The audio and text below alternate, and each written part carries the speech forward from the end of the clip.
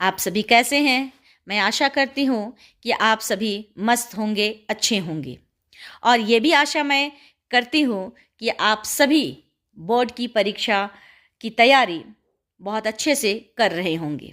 इसी आशा के साथ आप सबके सामने मैं प्रस्तुत हूँ एक नई वीडियो के साथ। आज आपको जो विषय मैं पढ़ाने वाली हूँ वो है मलिक मोहम्मद जायसी द्वारा रचित 12 माशा। 12 माशा यानी कि 12 महीना, हिंदी का ये महीना है, 12 महीना। सबसे पहले हम लोग इस वीडियो में जानने वाले हैं मलिक मोहम्मद जायसी का साहित्यिक परिचय, 12 माशा में क्या वर्णन किया है इन्होंने, इस विषय में जानने वाले हैं। शुरू करने से पहले मैं आपसे आग्रह करती हूँ, रिक्वेस्ट करती हूँ कि यदि आप इस चैनल पर नए हैं तो फटाफट सब्सक्राइब कर दीजिए और बेल आइकन को दबाइए ताकि जो भी अपडेट मेरे द्वारा दी जाए वो आप तक पहुंच जाए। तो सबसे पहले हम लोग जानेंगे मलिक मोहम्मद जायसी की जो साहित्यिक परिचय है वो। इनका जन्म 1942 ईस्वी में जायस में हुआ था। जायस आपका उत्तर प्रदेश में है, अमेठी जिला पड़ता है, वहाँ इनका जन्म हुआ था। इनके जन्म के विषय में मैं बताना चाहूँगी कि ये कहा जाता है कि ये कुरूप थे, मतलब दिखने में बहुत ही कुरूप थे। कुरूप मतलब अच्छे नहीं दिखते थे, सुंदर नहीं दिखते थे।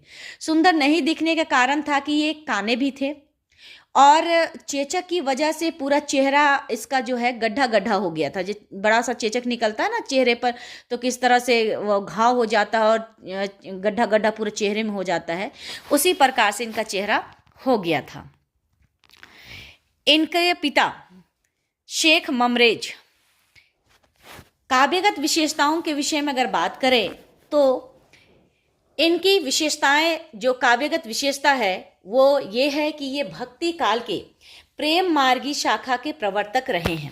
प्रेम मार्गी शाखा यानी कि प्रेम को महत्व देने वाला, ईश्वर तक पहुंचने का रास्ता इन्होंने प्रेम को माना है। विरह वर्णन में अद्वितीय रहे हैं। आध्यात्मिक भावना रही है। लौकिक प्रेम में के द्वारा अलौकिक प्रेम का चित्रण किया है इन्होंने। भाषा जो है ठेठ अवधी है। अरबी फारसी का भी जिक्र इन्होंने, मतलब शब्दों के माध्यम से इन्होंने प्रयोग किया है अपनी रचनाओं में। जो इन्होंने रचनाएं लिखी हैं उन रचनाओं में इन्होंने दोहा चौपाई शैली का प्रयोग किया है। रचनाएं इनकी बात करें तो पद्मावत, अखरावट, आखिरी कलाम, ये इनकी रचना है।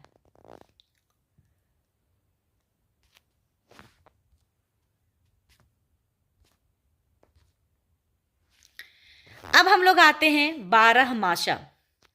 ये 12 माशा जो है यहाँ पर जो दिया हुआ है, ठीक है, इस 12 माशा जो काव्य है मलिक मोहम्मद जायसी के द्वारा लिखा हुआ, ये 12 माशा इनकी रचना यानी कि मलिक मोहम्मद जायसी की रचना पद्मावती से लिया गया है। पद्मावत जिसकी रचना इन्होंने 1540 ईस्वी में किया था। इस पद्मावत जो काव्य इनका है, इस काव्य में एक खंड है नागमती का वियोग वर्णन है। यानी कि नागमती का वियोग वर्णन जिस खंड में है उस खंड का नाम है 12 माशा। लेकिन 12th का जो 12वीं का जो सिलेबस है उसमें 4 महीने आपको पढ़ना है कि इन 4 महीने में नायिका नागमती का विरह किस प्रकार से होता है। तो सबसे पहले हम लोग जानेंगे अगहन महीना में नायिका जो नागमती है उनका विरह के विषय में पढ़ेंगे। आप सभी पद्मावती फिल्म देखे होंगे। ये पद्मावती फिल्म जो है ये मलिक मोहम्मद जायसी द्वारा रचित पद्मावत से ही ये फिल्म बनी है। लेकिन उस फिल्म में केवल आपको दिखाया गया है पद्मावती के विषय में ही बताया गया है। नागमती का कहीं कहीं थोड़ा सा चित्रण, मतलब वर्णन किया गया है उस फिल्म में। लेकिन आप जब काव्य पढ़िएगा मलिक मोहम्मद जायसी का तो एक अलग से खंड है 12 माशा जिसमें सिर्फ नायिका नागमती का वियोग वर्णन है। नागमती का वियोग वर्णन कब का है? यहाँ पर राजा रत्न सिंह जो चित्तौड़ के राजा रहते हैं, ये रतन सिंह जब पद्मावती को खोजने के लिए सिंघल द्वीप जाते हैं, जो सिंघल द्वीप आपका श्रीलंका में है, जब सिंघल द्वीप ये जाते हैं तो वहां से लौटने में साल भर लगता है। और इसी बीच में जो साल भर बीतता है वो नायिका के लिए बहुत ही विरह का होता है। तो उसी साल भर का वर्णन, पति से अलग जब हुई थी साल भर, तो इस साल भर का वर्णन यहाँ पर कवि जायसी के द्वारा नायिका के माध्यम से किया गया है। सबसे पहले हम लोग पढ़ेंगे अगहन महीना में नायिका का विरह वर्णन। आप यहाँ पर देखिएगा कि अगहन देवस घटा निसी बाढ़ी, दूभर दुख सो जाई किम्ही काढ़ी, अब धनी देवस विरह भाराती, जरह विरह ज्यों दीपक बाती, कापा हिया जनावा सेव, तौपे जाई होय संग पेव, घर घर चीर रचा सब काहू, मोर रूप रंग लय गाना हूँ, पलटी ना बहुरा गाजो विछय, अबहू फिरे फिरे रंग सोई, सियरी अग्नि बिरहिनी जिहे जारा, सुलगी सुलगी दग्धय भय छारा, यह दुख दगद न जाने कंतु, जोबन जन्म करे भजमंतु, पिए सो कहूँ संदेशरा, ए भौरा ए काग, सो धनी विरह जरी, मुई ते ही धुआं हम लाग। सबसे पहले हम लोग जो भी यहाँ पर काव्य दिया हुआ है, इसको जब हम व्याख्या करते हैं, क्योंकि प्रश्न में भी आता है सप्रसंग व्याख्या, तो ये सप्रसंग व्याख्या जो होता है किस तरह से करते हैं, इसका भी मैंने यहाँ पर जिक्र किया है और मैं बता रही हूं। ठीक है, सबसे पहले हम लोग संदर्भ लिखते हैं। संदर्भ में पाठ का नाम और कवि का नाम उसमें लिखा जाता है। तो संदर्भ में क्या लिखेंगे कि प्रस्तुत पंक्तियां जो है पाठ्य पुस्तक अंतराभाग 2 में संकलित है, जो है 12 मासा पाठ से लिया गया है, और इसके रचयिता जो हैं भक्ति काल के प्रेम मार्गी काव्य धारा के प्रमुख कवि मलिक मोहम्मद जायसी हैं। ठीक है, उसके बाद आएगा प्रसंग कि ये जो पंक्तियां है, ये पंक्तियां, इन पंक्तियों में क्या वर्णन किया गया है। तो इन पंक्तियों में अगहन मास में नागमती का जो विरह वर्णन है, वो विरह को यहाँ पर दिखलाया गया है। ठीक है, अब आगे देखते हैं हम लोग व्याख्या। व्याख्या में हम लोग एक एक लाइन को पहले देखेंगे। अगहन दिवस घटा निसी बाढ़ी, अगहन यानी कि अगहन का महीना। अब ये अगहन का महीना हिंदी का महीना है, तो ये अगहन का महीना जो आता है वो आपका दिसंबर महीना आता है। ठीक है, दिसंबर महीना यानी कि नवंबर लास्ट कह दीजिए, है ना, और दिसंबर का 15 दिन। तो इस महीने में हम सभी जानते हैं कि अगहन का महीने में यानी कि नवंबर दिसंबर का जो महीना होता है, उसमें दिन जो होती है छोटी और रातें जो होती है लंबी होती है। ठीक है, तो वही चीज से यहाँ पर वही चीज का वर्णन काव्य में किया गया है जायसी के द्वारा कि अगहन दिवस घटा निसी बाढ़ी। अगहन महीना का जो दिन होता है वो घटता है और निसी यानी कि रात जो है वो बढ़ता है, यानी कि दिन छोटा और रात बड़ा होता है। दूभर दुख सो जाई किम्ही काढ़ी, दूभर दुख, और इस दूभर दुख में, है ना, मतलब दूभर दुख क्या है, पति से अलग होने का। तो पति से अलग होने का जो दुख है, वो दुख को इस महीने में कैसे सहा जाएगा, या ऐसे समय में कैसे सहा जाएगा जिस समय में रातें लंबी होती है। तो ऐसे समय में पति के बिना जो दुख है, हमारा जो वियोग है, वो कैसे सहा जाएगा। आगे, अब धनी देवस विरह भाराती, जरय विरह ज्यों दीपक भाती। अब यहाँ पर नायिका नागमती का जो विरह है, उस विरह को दीपक की भांति, दीपक में जो बत्ती होती है उस बत्ती की भांति दिखाया गया है। तो नायिका नागमती जो है वो पति के वियोग में रात दिन दीपक की बाती की तरह रात दिन क्या कर रही है, जल रही है। कापा हिया जनावा शिव तौपे जाई होई संगपी। कापा हिया, कापा मतलब कापना, हिया मतलब हृदय, जनावा शिव मतलब इस शीत ऋतु में, इस ठंड में नायिका का जो हृदय है वो बहुत जोर से कांप रहा है। तौपे जाई होई संगपी, और ये कपकपी, ये ठंड, ये कांपना तभी ठीक होगा जब उसके साथ उसका पीयू होगा, यानी कि उसका पति होगा। घर घर रचा, घर घर चीर रचा सब काहू, मोर रूप रंग लेगा ना हो। घर घर यानी कि जितने भी आसपास की स्त्रियां हैं, सभी स्त्रियां क्या कर रही हैं, नए नए वस्त्र धारण कर रही है, 16 श्रृंगार कर रही है, अपने पति को रिझा रही हैं। लेकिन नायिका नागमती जो है, उसका रंग और रूप दोनों उसका पति अपने साथ ले गया है। पलटी ना बहुरा गाजो बिछोई, अबहू फिरे फिरे रंग सोई। कहती है कि जब मेरा पति मुझे छोड़ करके जा रहा था तो उन्होंने एक बार भी पलटकर नहीं देखा।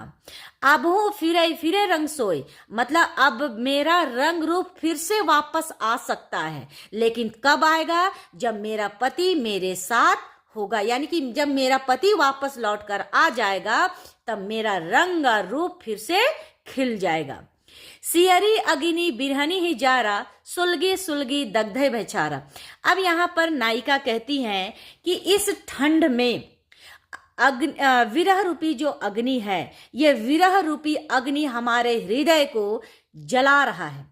हाँ, हृदय को क्या कर रहा है, विरह रूपी अग्नि हृदय को जला रहा है, और ये हृदय को जब जला रहा है तो सुलग सुलग कर मुझे जलाकर राख कर देना चाह रहा है। यह दुख दगध न जाना कंतु, मतलब हमारा जो दुख है, विरह का जो दुख है, इस दुख को हमारा पति, हमारा प्रेमी नहीं जानता है। कंतु का अर्थ होता है पति, तो हमारा जो दुख है उसको हमारा पति नहीं जानता। अगर जानता तो वापस आ ही जाता, छोड़ के नहीं जाता, लेकिन नहीं जान रहा है, इसीलिए वापस नहीं आ रहा है। जोबन जन्म करे भस्मंतु, यानी कि अब ये जो विरह रूपी अग्नि है ना, विरह को यहाँ पर अग्नि का रूप दिया गया है, तो विरह रूपी जो अग्नि है वो हमारे यौवन शरीर को जलाकर भस्म कर देगी। पिए सो कहे हूँ संदेशरा, हे भौरा हे काग, सो धनी विरह जारी, मही दुआ तेहिक दुआ हमला। अब यहाँ पर जो नागमती है वो संदेश भिजवाना चाह रही है, लेकिन संदेश भिजवाने के लिए दो लोगों को बुलाती है, एक है भौरा और दूसरा है काग, यानी कि भौरा और कौवा को संदेश भेजने के लिए बुलाती है। और इस भौरे और काग से संदेश कहती है कि हे भौरा हे काग, तुम हमारा जो संदेश है ये संदेश हमारे पति तक पहुंचा दे, और उनसे ये कहना कि तुम्हारे विरह में नायिका नागमती इतनी जल रही है, विरह रूपी अग्नि इतना जला दे रही है कि उसी आग में हम दोनों का जो रंग है वो काला हो गया है। कहने का अर्थ यहाँ पर ये है कि भौरा और कौवे का जो रंग काला है, ये काला प्रकृति का देन नहीं है, ये काला किससे हो गए हैं, विरह की अग्नि जो नायिका को जला रही है उससे जो धुआं उठ रहा है, उसी धुएं से कौवे और भौरे का रंग जो है वो काला हो गया है, और यही संदेश तुम हमारे पति को जाकर दे देना। तो ये है आपका व्याख्या। ठीक है, आगे हम देखते हैं इसका।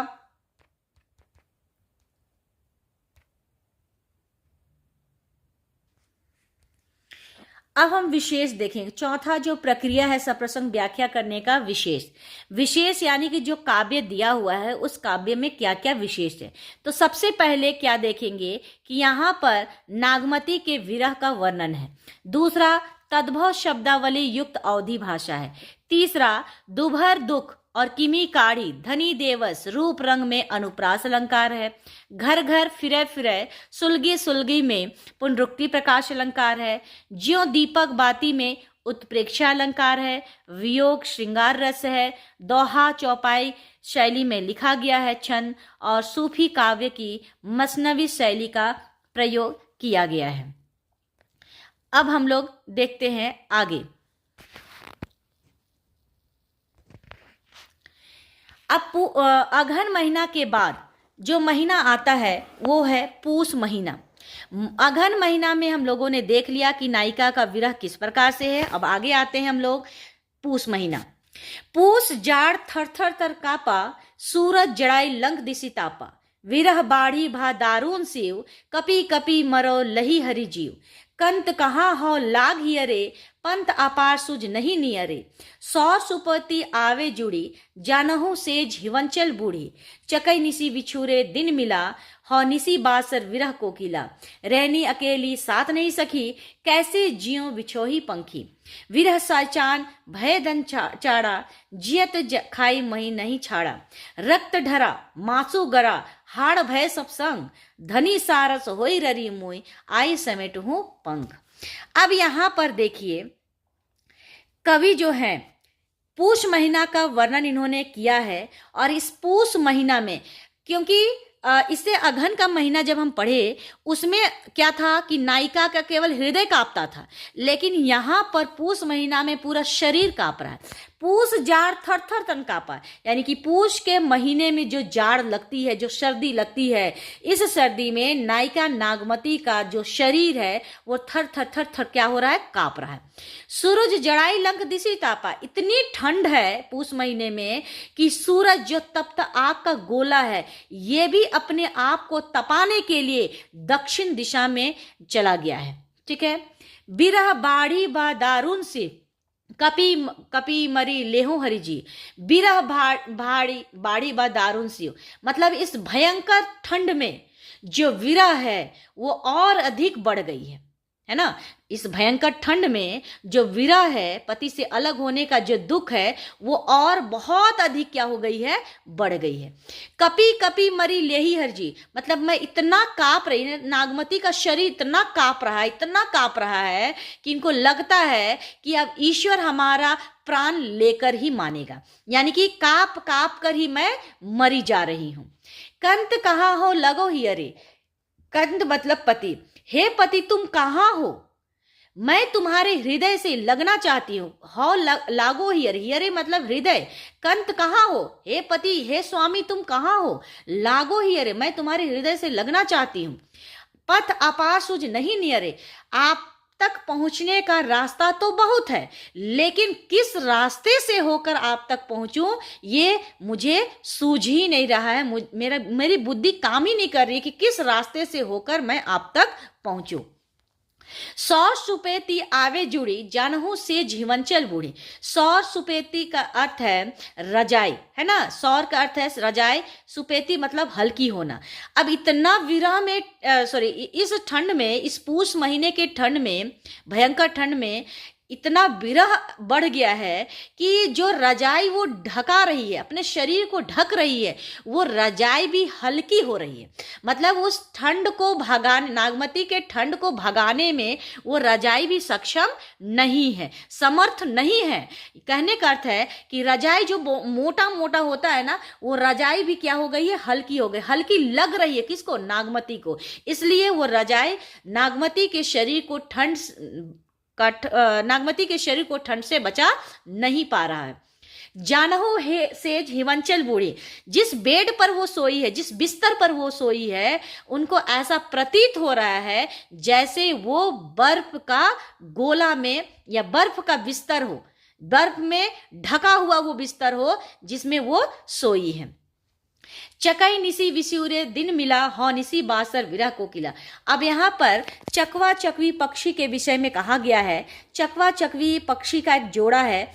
यह पक्षी की विशेषता यह है कि इनको श्राप मिला हुआ है, ये लोग कभी भी दिन रात में साथ में नहीं रह सकते, यानी कि एक साथ इन लोग समय नहीं बिता सकते हैं। ये लोग जैसे ही सुबह होगी वैसे ही ये लोग साथ में आ जाएंगे, साथ में रहेंगे, लेकिन शाम होते ही ये दोनों अलग हो जाते हैं। तो उसी का उदाहरण देके कह रही है कि चकई निसी बिछुरे दिन मिला। भले चकवा चकवी रात को बिछुड़ जाते हैं, लेकिन दिन को पुनः वापस मिल जाते हैं। हो निसी बासर विरह कोकिला, लेकिन मैं रात हो कि दिन हो, मैं विरह में केवल कोयल के जैसा पीऊ पीऊ केवल रटते रहती हूँ, यानी कि मेरे लिए रात और दिन बराबर है। रैनी अकेली साथ नहीं सखी, कैसे जियूं बिछोही पंखी। कहती है कि रैनी अकेली, रात को मैं अकेली हूं, साथ नहीं सखी, साथ में कोई सखी भी नहीं। कहने का अर्थ है कि पति का वियोग तो है, लेकिन कोई सखी रहे, कोई दोस्त रहे तो रात बीत जाती है। लेकिन कहती है कि पूरे महल में मेरी कोई दोस्त नहीं है, मेरी कोई मित्र नहीं है, जिस कारण से रात भर मुझे अकेले ही बिताना पड़ता है। कैसे जियूं बिछोही पंखी। अब कहती है कि इस वियोग में, इस विछोह में मैं कैसे जी सकती हूँ, कैसे जीऊंगी, अकेले मैं कैसे जीवन यापन करूंगी। विरह सहचान भवे तंचाड़ा, सहचान का अर्थ होता है बाज। तो यहाँ पर विरह जो है उसको सहचान कहा गया है, यानी कि विरह रूपी जो बाज है वो हमारे शरीर को एकटक लगाए हुए बैठी है। जियत खाइन मुझे नहीं छोड़ा। क्यों एकटक लगाए बैठी है? क्योंकि जीते जी वो मुझे छोड़ने वाला नहीं है, क्योंकि शरीर को अंदर से पूरा खोखला कर दे रहा है। कौन? वियोग। ठीक है, तो विरह रूपी जो सहचान है वो नागमती के शरीर को जीते जी छोड़ने वाला नहीं है। अब नीचे का जो 2 लाइन है इसमें अति संयुक्ति अलंकार का प्रयोग है। क्यों? क्योंकि बहुत ही ज्यादा बढ़ा चढ़ाकर यहाँ पर कवि ने वर्णन किया है। रक्त ढरा मतलब नागमती के पूरे शरीर से पूरा रक्त जो है वो बह गया। ढरा मतलब ढरक गया, तो रक्त जो है नागमती के पूरे शरीर से निकल गया। मांसू गरा, जितने भी मांस है उसके शरीर में सब मांस जो है वो गल गया। हाड़ भय सब संग, और केवल हड्डी उभर के दिख रही है, और ये सारा हड्डी जो है वो शंख के समान प्रतीत हो रहा है। धनी सारस होई ररी मोई, आए समेटहूं पंग। तो यहाँ पर कहती है कि धनी मतलब नायिका, अपने पत्नी जो है सारस की भांति, बकुला की भांति ये क्या कर रही है? केवल रटे जा रही है, अपने पति को रटे जा रही है, और कहती है अब तो आकर मेरे पंख को क्या करो? समेट लो। अर्थात अब भी आकर तुम मुझे संभाल सकते हो, अब भी मैं संभल सकती हूं, लेकिन जब तुम मेरे साथ रहोगे। अब यहां पर हम लोग देखेंगे इसकी विशेषता।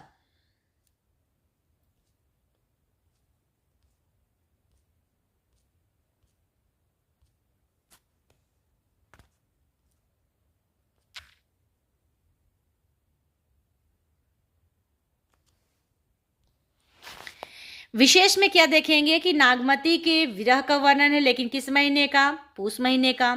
भाषा अवधी भाषा है।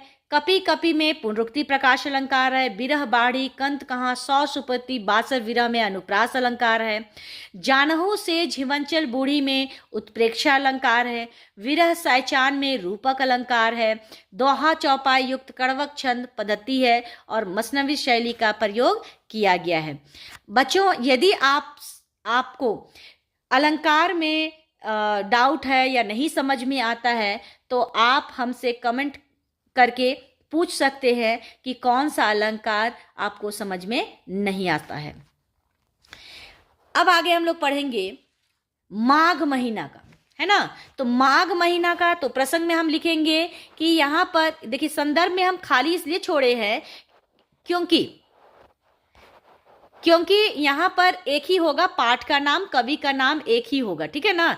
लेकिन प्रसंग में आप जिस महीने का वर्णन करिएगा उस महीने का नागमती का विरह वर्णन दिखाइएगा, ठीक है। तो यहाँ पर अब हम लोग पढ़ेंगे माघ, क्योंकि अघन पूस उसके बाद आता है माघ महीना। लगे माघ परय अब पाला, बिरहा काल भय जड़काला। पहल पहल तन रुई जो झापे, हहली हहली अधिको ये कापे। आई सुर होई तपूरे नाहा, तेही बिनु जाड़ न छूटे माहा। यही मास उपजे रस मूलो, तसो भंवर मोर जवन भूलो। यही मास उपजे रस मूलो, तूसो भंवर मोर जवन भूलो। नैन चुअसी जच माहुट नीरू, तेही जल अंग लाख सरचीरू। टूटही बूंद परही जस ओला, बिरह पवन होई मारे झोला। केहिक श्रृंगार को पहिर पटोरा, गे नहीं हार रही होई डोरा।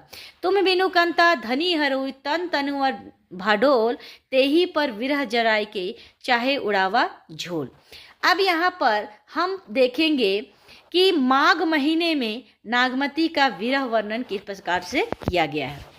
लागे माघ परय अब पाला, यानी कि अब माघ महीना चढ़ चुका है और इस महीने में पाला पड़ने लगा है, यानी कि ओस बहुत ज्यादा गिर रहा है।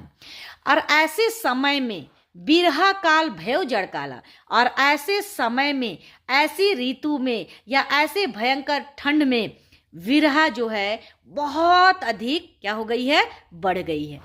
पहल पहल तन रुई जो झापे, यानी कि जैसे जैसे शरीर को रुई से ढकते हैं वैसे वैसे मेरा हृदय और अधिक कांपता है। कहने का अर्थ यहाँ पर यह है कि जो लोग सर्दी से बचने के लिए रेशमी वस्त्र पहनते हैं, ऊनी वस्त्र पहनते हैं, उससे अपना शरीर को ढकते हैं, तो वो ठंड से बचते हैं।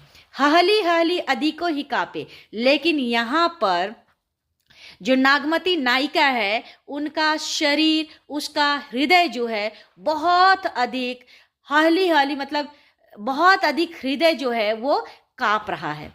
आई सुरत होई तपुरे नाहा, कहती है कि हे पति, तुम सूरज की गर्मी बनकर मेरे पास आओ, तभी हमारा जो कंपन है, हमारी जो ठंड है वो खत्म होगी। तो आई सूर मतलब तुम आओ, लेकिन सूरज बनकर आओ। होई तपुरे नाहा, और तुम मुझे तपाओ, तभी हमारी जो ठंड है वो खत्म होगी। तो इसीलिए यहाँ पर नागमती जो है अपने पति को कहती है कि हे नाथ, हे पति, तू सूरज की गर्मी ले करके मेरे पास आ, मुझे वो गर्मी प्रदान कर, जिससे हमारा जो शरीर है वो ठंड से बच सके। तेही बिनु जाड़ ना छूटे माहा, इस माघ महीना का जो जाड़ है ये तुम्हारे बिना कदापि छूटने वाली नहीं है, यानी कि ये ठंड जो है ये तभी छूटेगा जब तुम आओगे। तो माघ महीने का जो जाड़ है वो तुम्हारे बिना छूटने वाला नहीं है। यही मास उपजे रसमूलो, कहती है कि यही वो महीना है जिसमें सारी चीजों में रस उत्पन्न होता है, सारी वनस्पतियों में, पौधों में, फूल में रस उत्पन्न होता है। तू सो भंवर मोर जबन फूलो, और तू भंवर बनकर, है ना, तू भंवर बनकर मेरे यौवन रूपी शरीर पर आकर बैठ जा। ठीक है। नैन चुवही जस माहुट नीरो, नैन चुवही जस माहुट नीरो, कहने का अर्थ है माघ महीने की जो वर्षा होती है, कहा गया है कि माघ महीने की वर्षा के जैसा यह जो नागमती है, नागमती की आंखों से आंसू बह रहे हैं, तो उनकी आंसू को माघ महीने का वर्षा कहा गया है। ठीक है। तो नैन चुवही यानी कि नागमती का जो आंखों से आंसू बह रहा है, वह ऐसा लग रहा है मानो माघ महीने का वर्षा हो। तेही जल अंग लाग सरचीरू, तेही जल आंग, उसी आंसू से या उसी जल से हमारा सारा जो कपड़ा है वो भींग गया है, पूरा कपड़ा भींग गया है, पूरा शरीर भींग गया है। टूटही बूंद परही जसोला, और वो आंख से जो आंसू बह रहा है वो आंसू टूट करके बूंद के रूप में जमीन पर गिर रहा है, और वो ऐसा प्रतीत हो रहा है जैसे वो बर्फ का गोला हो। विरह पवन होय मारे झोला, ये विरह रूपी जो पवन है वो मुझे झक्कोर रहा है, मुझे मेरे शरीर को बहुत अधिक झक्कोर रहा है। कहने का अर्थ है कि विरह रूपी जो ठंड है वो और अधिक क्या कर रहा है, बढ़ा रहा है। केही श्रृंगार को पहिक पटोरा, कहती है कौन सा श्रृंगार, कौन सा रेशमी वस्त्र, कहाँ का साज श्रृंगार, जब तुम ही नहीं हो तो फिर कैसा साज श्रृंगार। ये नहीं हरी रही होई डोरा, कहने का अर्थ है कि यहाँ पर कहती है मेरे गले में प्रिय की बाहों का हार भी नहीं रहा।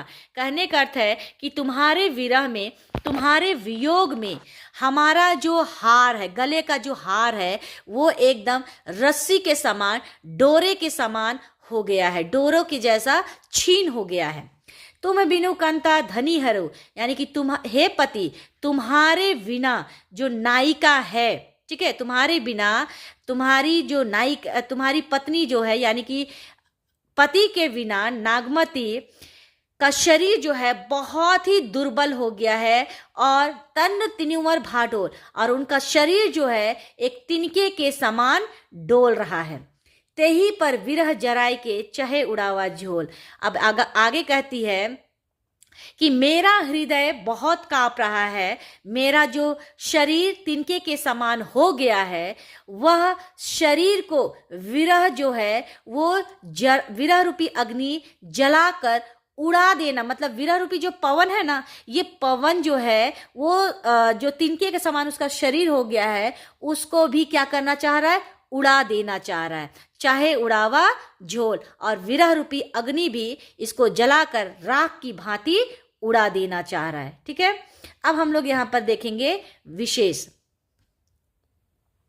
विशेष में क्या होगा, मां के जाड़े में विरहिणी नायिका का बहुत ही मार्मिक वर्णन किया गया है, औदी भाषा का प्रयोग है, पाहिर पटोरा और तन तिनुवर में अनुप्रास अलंकार है, पहल पहल हली हली में पुनरुक्ति प्रकाश अलंकार है, नैन चुवही जस माहुट नीरू और टूटही बूंद परही जस ओला में उपमा अलंकार है। पूरे पद में अतिशयोक्ति अलंकार है, क्योंकि नायिका का शरीर तिनके के समान कितना भी वियोग में नहीं होगा, लेकिन जरूरत से ज्यादा यहाँ पर कवि ने बढ़ा चढ़ा कर नायिका का विरह का वर्णन किया है। दोहा चौपाई छंद में कड़वक पद्धति है। अब हम लोग आगे देखेंगे फागुन महीना का इनका विरह। फागुन पवन झक्कोरे बहा, तो इस फागुन के महीने में नागमती का जो विरह वर्णन है, इसके विषय में हम लोग जानेंगे। फागुन पवन झक्कोरे बहा, चौगुन शिव जाय किमी सहा, तन जस पियर पात भा मोरा, विरह न रहे पवन होई झोरा। कहने का अर्थ है कि फागुन के महीने में पवन जो है वो बयार लेकर चल रही है। कहने का अर्थ है बहुत अधिक तूफानी जैसा हवा जो है वो चल रहा है। चौगुन शिव, यानी कि इस महीने में ठंड जो है वो 4 गुना अधिक बढ़ गई है। कि जाय की मिसाहा, और ऐसे 4 गुने ठंड में कैसे सहा जाएगा, यानी कि नागमती कहती है कि इस चौगुने ठंड में विरह कैसे सहा जाएगा। तंजस पियर पात भा मोरा, कहती है यहाँ पर कि हमारा जो शरीर है वो पीले पत्ते के समान हो गया है। यहाँ पर पीले पत्ते के समान इसलिए कहा गया है क्योंकि पेड़ में जो पीले पत्ते होते हैं वो पीला पत्ता का आखिरी समय होता है। वो पवन जब भी उड़ा दे चले तो वो पत्ता टूट के पेड़ से अलग हो सकता है। ठीक है, तो उसी प्रकार से इसका शरीर भी अंतिम अवस्था में पहुंच चुका है, इसीलिए नागमती अपने शरीर को पीले पत्ते के समान कह रही है। विरह न रहे पवन होय झोरा, और विरह रूपी जो पवन है इसके पूरे शरीर को झक्कोर रहा है, झकझोर दे रहा है इनके पूरे शरीर को। तरिवर झरे झरे भंडाका, तरवर मतलब पेड़ पौधों में, झरे झरे भंडाका, एक समय आता है फागुन के महीने में, शुरुआत के माह के लास्ट में, फागुन के शुरुआत महीने में एक समय आता है कि सभी वनस्पति जितने भी पेड़ होते हैं, बहुत सारे पेड़ सदाबहार पेड़ को छोड़ करके सभी के पत्ते जो है झड़ जाते हैं। वो पेड़ टहनी से केवल टहनियां होती है, पत्ते विहीन हो जाते हैं, यानी कि उस पेड़ में पत्ते नहीं रहते, सब झड़ जाते हैं। भई अनपत फूल फर शाखा, लेकिन कुछ ही समय में उन्हीं पेड़ों में पत्ते फल फूल लद जाते हैं। करहीन बनाफती कीन हुलासो, और ये वनस्पति जो है वो बहुत ही हमारे हृदय को उत्साह देते हैं, आनंदित करते हैं। मोह कह भा जग दून उदासो, लेकिन मेरे लिए पूरे संसार में केवल कोई भी ऐसा चीज नहीं है जो मुझे आनंदित कर सके, केवल मैं, हमारा जो उदासी है वो और 2 गुना अधिक बढ़ जाता है। फाग करही सब चांचरी जोरी। अब यहाँ पर होलिका दहन के विषय में बताया गया है कि होलिका दहन जहाँ पर होती है वहाँ पर उस होलिका दहन के चारों ओर नए नए जो जोड़े होते हैं, पति पत्नी का जो जोड़ा होता है, वो नाचते हैं, गाते हैं, फगुआ गीत गाते हैं। अब तो फगुआ गीत सुनने को नहीं मिलता है। पहले के लोग जो थे वो बहुत फगुआ गीत गाते थे, फागुन के महीने में होली गीत गाते थे। अब ये बहुत कम ही, बहुत रेयर ही मिलता है ऐसा सुनने को। मोही जिए जाए लाई दिही जैसी हो रही, लेकिन इनको ऐसा लग रहा है नागमती को कि जो होलिका दहन बाहर हो रहा है, जिससे लोग नाच गा रहे हैं, खुशियां मना रहे हैं, लेकिन नागमती के हृदय में ही होलिका दहन हो रहा है, यानी कि ये विरह रूपी अग्नि जो है इसके हृदय को जला रहा है।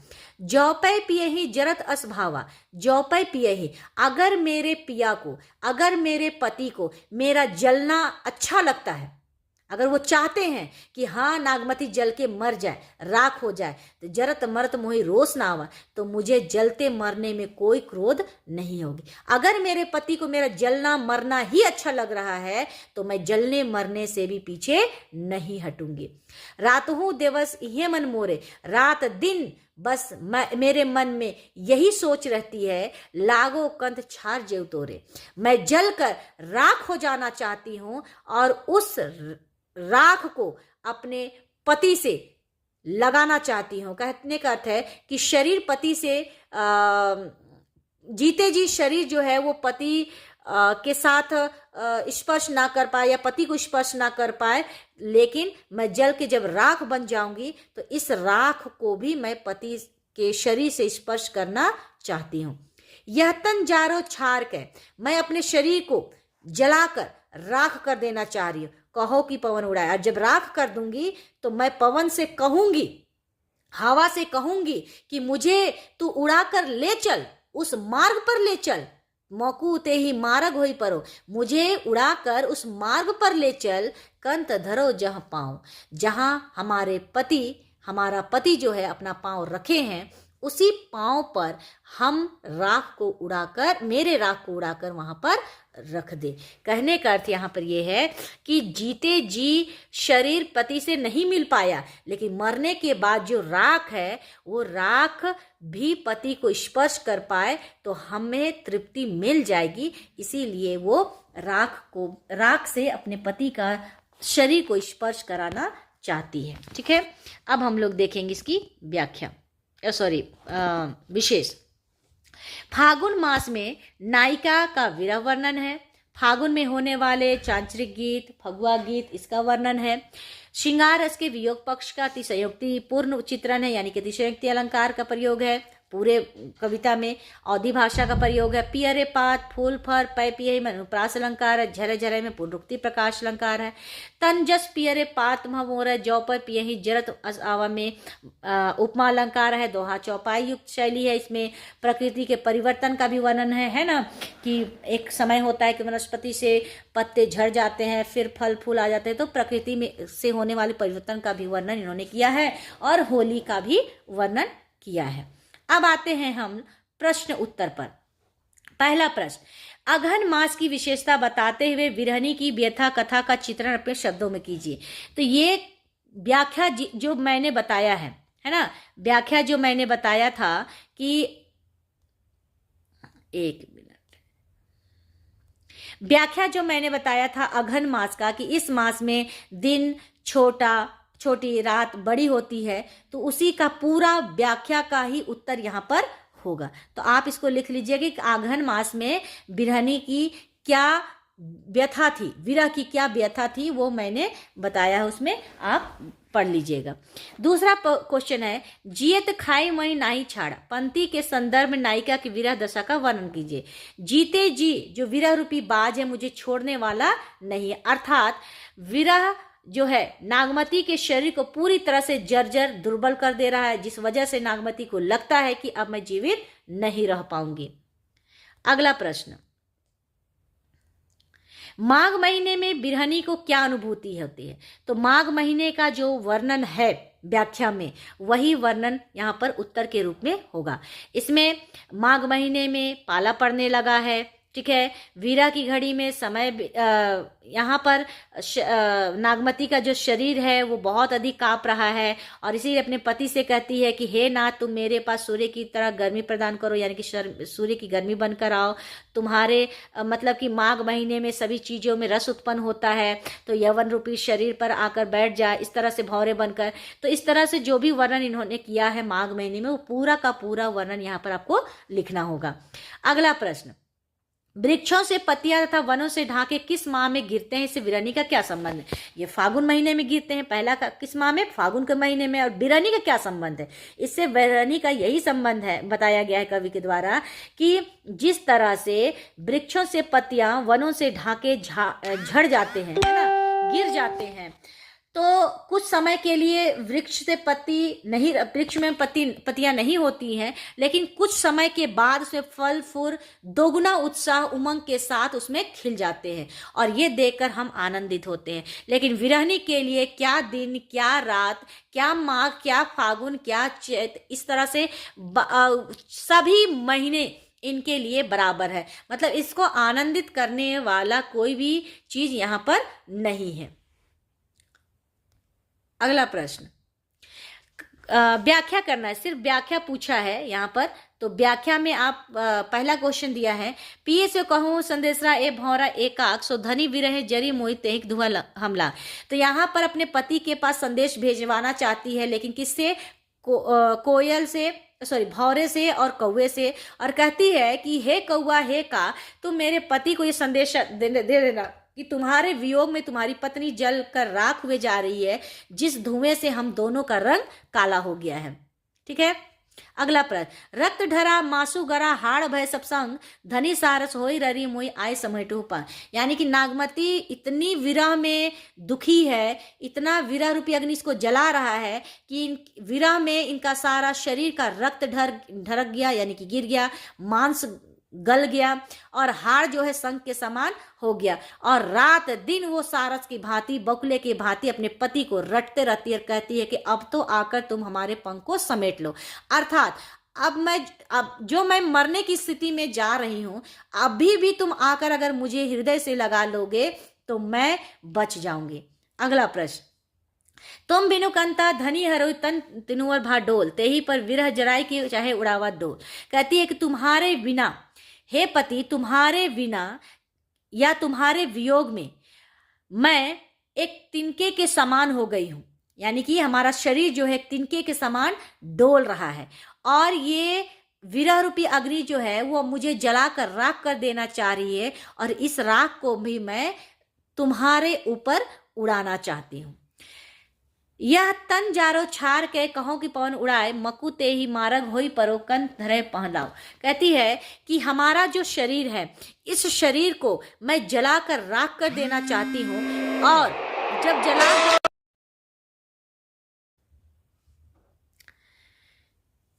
अपने शरीर को जलाकर राख कर देना चाह रही है और उस राख को भी उड़ाना चाह रही है। उड़ाने के लिए पवन से कहती है कि हे पवन, तुम मेरे शरीर रूपी राख को उड़ाकर उस मार्ग पर ले जा जहां पर मेरा पति पांव रखा है। ठीक है।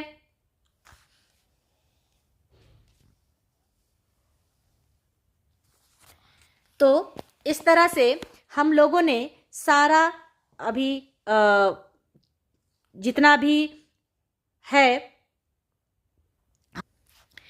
इस प्रकार से 12 मासा पाठ समाप्त होता है। अगली वीडियो में मैं फिर एक नए चैप्टर के साथ आप सबके सामने प्रस्तुत होंगी। धन्यवाद। आप सभी अच्छे से तैयारी कीजिए। कहीं पर भी आपको डाउट होता है, किसी भी पाठ में आपको डाउट होता है या समझ में नहीं आ रहा है, तो प्लीज कमेंट के माध्यम से हमसे पूछिए। मैं आपके आपके समस्या का समाधान करने की पूरी कोशिश करूंगी। आज के लिए बस इतना ही। धन्यवाद।